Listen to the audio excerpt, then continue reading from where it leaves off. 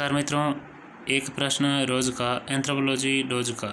इसी प्रश्न श्रृंखला में आगे का प्रश्न क्रमांक 11, सामाजिक मानव शास्त्र के बदलते हुए क्षेत्र पर प्रकाश डालिए। उत्तर रहेगा, विगत कुछ वर्षों में सोशल एंथ्रोपोलॉजी या सामाजिक मानव शास्त्र का क्षेत्र आदिम समाजों के साथ साथ अन्य समाजों के अध्ययन की ओर भी बढ़ा है। जैसे पहला, सामाजिक मानव शास्त्रियों ने नगरीय व औद्योगिक समाजों का भी अध्ययन किया है। दूसरा, सामाजिक मानव शास्त्रियों का ध्यान ग्रामीण समाजों के अध्ययन की ओर भी विगत वर्षों में गया है। तीसरा, सामाजिक मानव शास्त्रियों ने राष्ट्रीय चरित्र, कारखानों, औषधि क्षेत्र, जेलों व आरोग्यशालाओं का भी अध्ययन किया है। प्रश्न क्रमांक 12, सामाजिक मानव शास्त्र की प्रकृति को स्पष्ट कीजिए। उत्तर रहेगा, सामाजिक मानव शास्त्र में वैज्ञानिक पद्धति का प्रयोग किया जाता है, अतः यह एक विज्ञान है। इसमें जिन अध्ययन प्रणालियों का प्रयोग किया जाता है वे वैज्ञानिक पद्धति पर ही आधारित हैं। इसमें क्या है का तुलनात्मक अध्ययन किया जाता है। अवलोकन द्वारा तथ्यों का संग्रह व बाद में इनका विश्लेषण किया जाता है।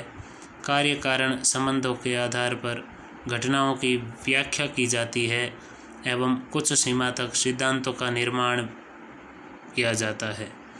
प्रश्न क्रमांक 13, सामाजिक मानव शास्त्र के अध्ययन क्षेत्र पर प्रकाश डालिए।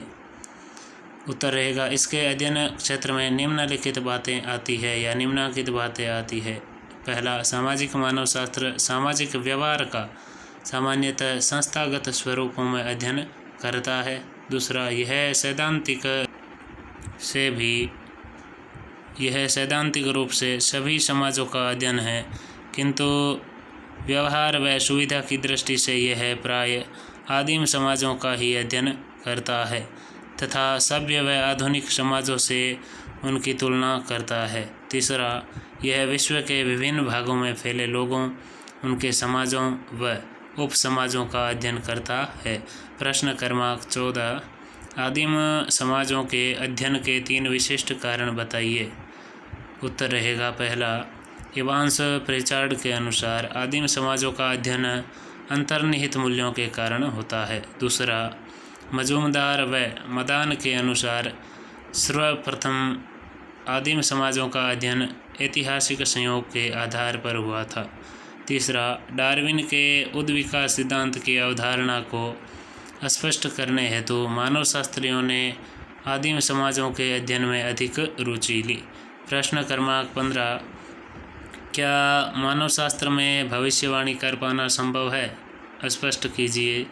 तो उत्तर रहेगा, मानव व्यवहार में अनेक नियमितताएं पाई जाती है जिनके आधार पर भविष्यवाणी की जा सकती है।